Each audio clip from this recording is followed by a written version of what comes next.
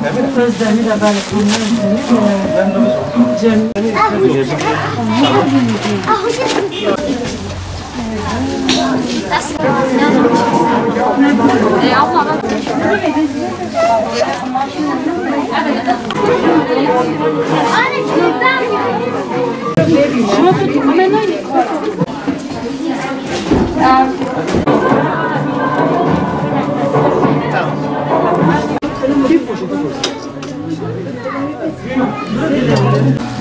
Özdemir de ben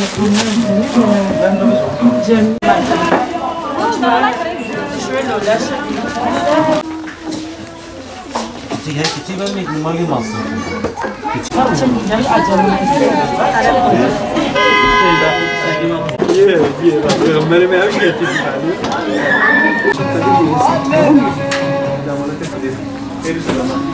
Bu akşam Kadir Gecesi, Umut Kervanı ve Yetimler Vakfı olarak hayırsever kardeşlerimizin gönderdiği nakdi yardımlar ile yetim kardeşlerimize bayramlık elbiseler aldık. Rabbim hayırseverlerden razı olsun.